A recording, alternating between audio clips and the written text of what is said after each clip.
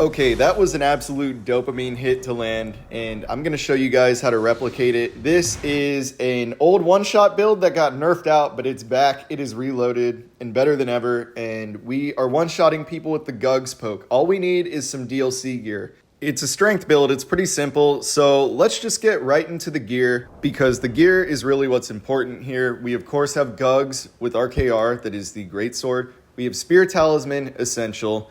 Two-handed talisman, essential, and retaliatory cross tree, also essential, and we augment this further with Letta's armor, which as we know buffs certain attacks, including crouching, rolling attacks, which is what we're after here, but it also buffs running attacks too. So the Bulgo talisman is highly recommended, but if you want to redline damage, you could also run the lacerating cross tree, and then you will do major damage on running attacks as well. My crystal tiers in the Physic are pretty boilerplate. We have pretty low negation with Rakshasa. Not miserable, but it's low, so we want Opaline and Crimson Bubble tier, of course.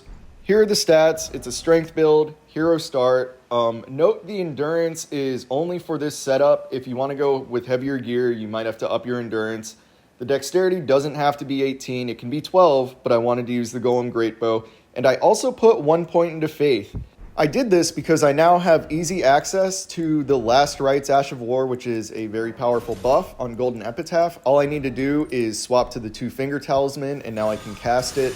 Last Rites provides you with the best attack bonus in an aura buff, but if you don't want to do all that swapping, the Golden Vow consumable works just fine. Not as good, but it works just fine, trust me. You want to also buff with Exalted Flesh, you want to get your RKR going, and then we're going to start hunting for counter damage.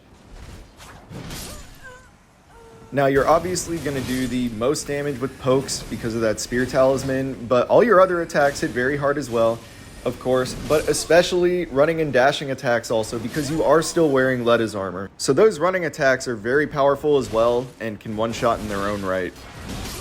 Elden Ring sort of feels like it's in a state adjacent to launch Elden Ring where everyone mashes L2 and they constantly have a counter damage window.